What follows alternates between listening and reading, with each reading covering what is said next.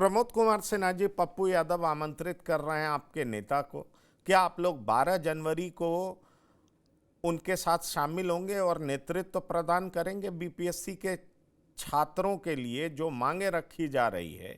क्या आपके नेता उस आंदोलन में, चक्का रोको आंदोलन में शामिल होंगे?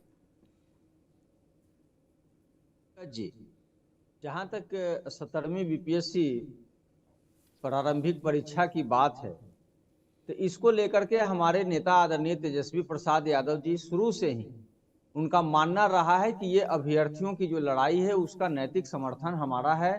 और सबसे पहले याद कीजिए कि 19 तारीख को जब हमारे नेता आदरणीय तेजस्वी प्रसाद यादव जी कार्यकर्ता दर्शन सह संवाद यात्रा पर थे, तो अभ्यर्थियों ने वीडियो कॉल के माध्यम से उनसे बात किया और कहा कि आप हमारे इस मांग के समर्थन में आप आइए।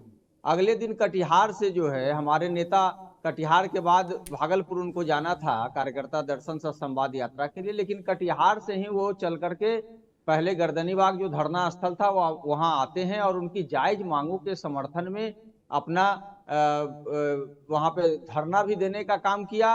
और उसके बाद देखिए वहां से फिर वो भागलपुर जाते हैं, जो पहले से तय था कार्यकर्ता दर्शन सह संवाद यात्रा। लेकिन अगले ही दिन 22 दिसंबर को माननीय मुख्यमंत्री नीतीश कुमार जी को पत्र लिख करके इस बीपीएससी जो परीक्षा थी उसको पूरे तरह से रद्द करके और फिर से परीक्षा लेने की बात को वो कहते हैं।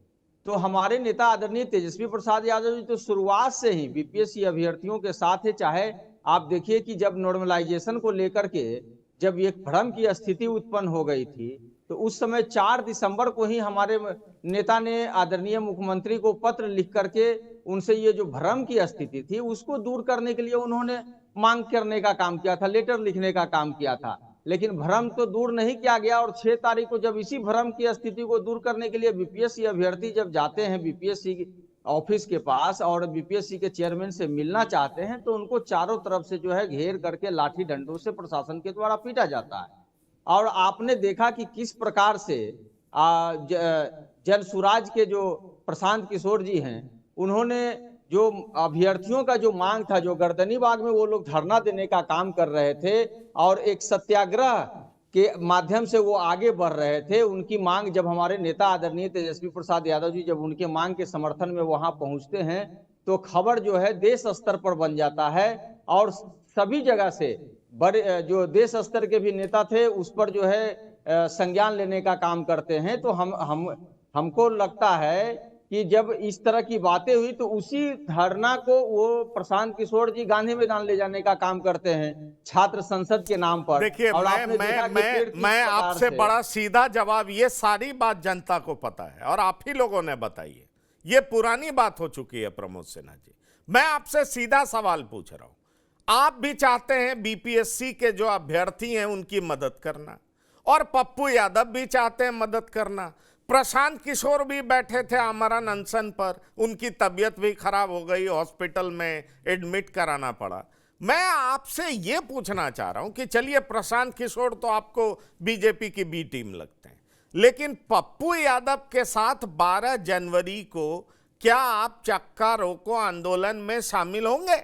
मैं आपसे ये पूछ रहा हूं क्योंकि पप्पू यादव ने आपको आमंत्रण भेजा है। हाँ या ना? हाँ तो क्यों, ना तो क्यों, इसका जवाब दे दीजिए बस। नहीं, पंकज जी, जब हम बीपीएससी अभ्यर्थियों की जो मांग है उसको लेकर के जब हम स्वयं लड़ाई लड़ रहे हैं और फिर कल देखिए हमारे महागठबंधन के तमाम नेता जो है, हमारे दल के भी प्रधान महासचिव से लेके सारे लोग राज्यपाल से मिलने का काम किए और हमारा जो पूरे देश में पूरे राज्य में जितने भी जिला मुख्यालय थे उस पे हमारा युवा इकाई और छात्र इकाई ने पुतला दहन करने का काम किया।